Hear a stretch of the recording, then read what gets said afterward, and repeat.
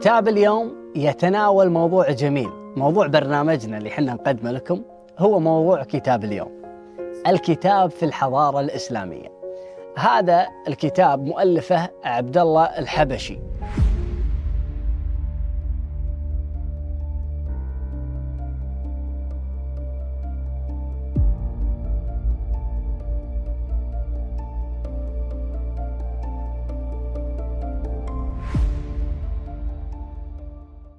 طبعا يتناول الكاتب في هذا الكتاب، ذكر مدح، يعني في المقدمة مدح الكتاب ومكانة الكتاب في الحضارة الإسلامية، وللكتب مكانة عظيمة ليست في الحضارة الإسلامية فقط إنما في كل الحضارات. واستشهد في بداية الكتاب الكاتب عبد الله الحبشي بقول المتنبي: أعز مكان في الدنا سرج سابح، وخير جليس في الزمان كتابه. كذلك استعار أو ذكر ما قاله الجاحظ من أن الكتاب نعم الذخر والعقدة ونعم الجليس والعدة، في عبارات جميلة ذكر فيها الكتاب. هذه هي مقدمة كتاب اليوم. هذا الكتاب يذكر فيه كل ما يتعلق بتأليف الكتب، كل ما يتعلق بتأليف الكتب في الحضارة الإسلامية وكيف كانت تؤلف هذه الكتب، فيذكر كيف تطور فن الكتابة، ويذكر كثرة عدد النساخ اللي كانوا ينسخون الكتب ويكتبونها، والوراقون يعني يمثلون اليوم دور النشر، هم اللي يجمعون الكتب وعندهم بتعاون مع النساخين اللي كانوا يكتبون بدينهم، فينشرون هذه الكتب، يأخذون المخطوطات من المؤلفين ثم ينشرونها. كذلك يذكر الكاتب أدوات النساخة، يعني أدوات الخط في ذاك الوقت، وذكر المحبرة. والمحبرة هي ما كانت الأقلام تستخدم فيها سابقا، يعني كانت أداة فيها حبر يوضع فيها القلم ثم يخط فيها الكتاب، وهي أم آلات الكتابة. ويقول الإمام الشافعي: من أتى درسا دون محبرة كمن جاء الطاحون بلا طعام، أو من حضر مجلسا بلا محبرة كمن حضر الطاحون بلا طعام. هذا يبين أهمية المحبرة، وتكلموا فيها كثيرا، يعني لدرجة أن بعضهم قال أن اللي يأتي لدرس دون محبرة هذا مثل الذي يبحث عن صدقة. وتشعب الكاتب كثيرا في ذكر هذا الموضوع، وذكر النساخ وعمل النساخ، وذكر أحد أشهر النساخ اسمه محمد بن عبد الله بن غطوس.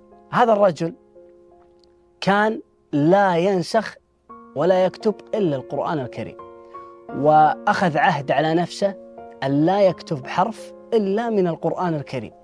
وكان هذا الرجل من أجود الناس في خط القرآن الكريم، لدرجة أن المصحف اللي يكون في خط يده يباع ب200 دينار. وكان الملوك والأغنياء والأثرياء كانوا يتسابقون للحصول على مصاحف بخط يد محمد بن عبد الله بن غطوس، وقد اشتهر هذا الرجل. ومما يذكر عنه ومن القصص اللي تنذكر عن هذا الرجل أن جاءه رجل من بلاد بعيدة مسافر فاشترى منه مصاحف، ثم عاد إلى بلاده، رجع لهلا ومعه المصحف ودفع ثمنه واشتراه وخلاص.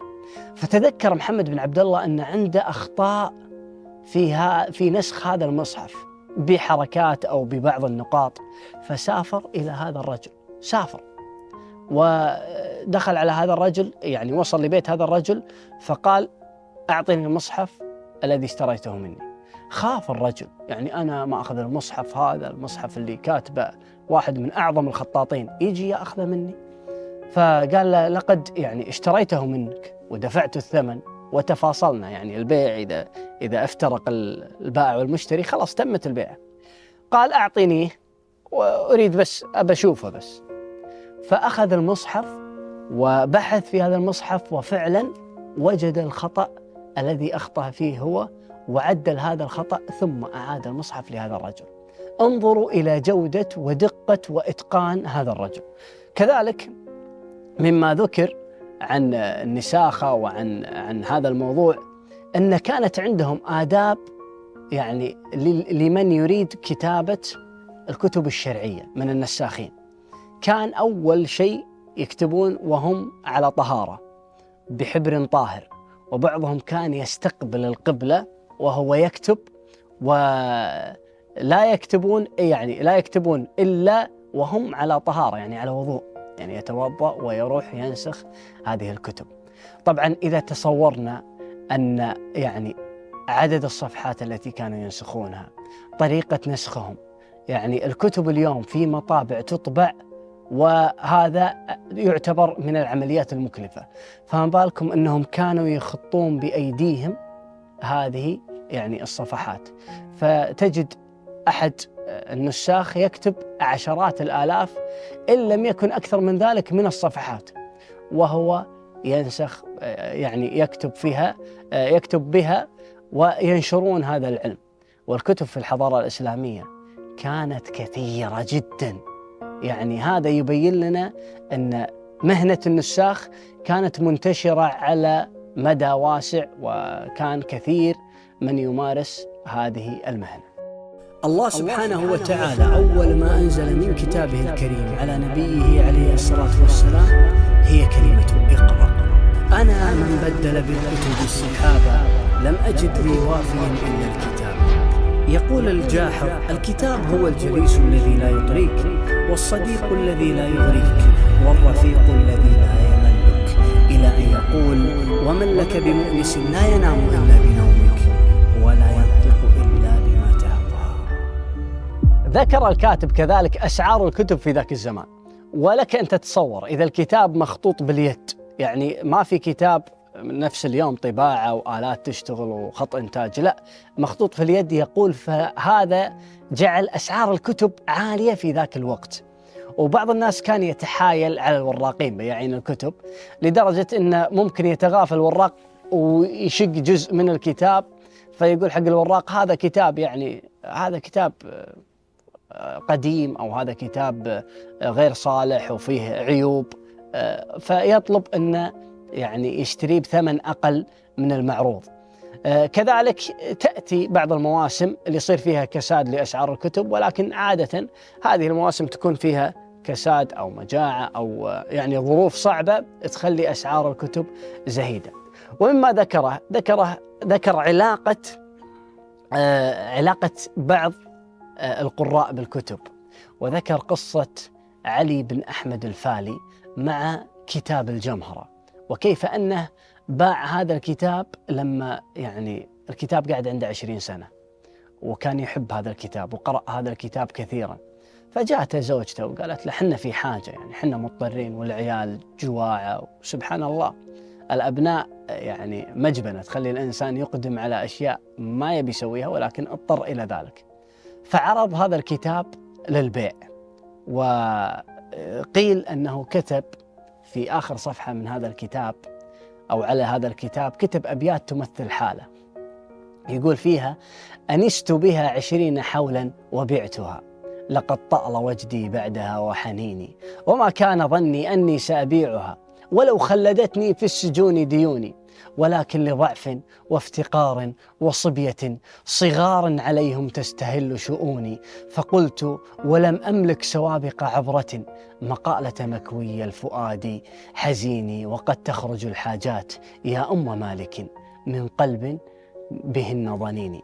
وهو يمثل حالته في بيع هذا الكتاب، ويروى قيل يعني ما ذكرت في هذا الكتاب، ولكن قيل أن من اشترى هذا الكتاب، وقيل أنه الشريف الرضي، أعاد هذا الكتاب ومع ثمنه أبقى ثمنه عند علي بن أحمد الفالي، وأعاد الكتاب له لأنه يعني شاف الارتباط ومدى الارتباط بين هذا الرجل وهذا الكتاب، وأنه ما باع الكتاب هذا إلا لحاجة.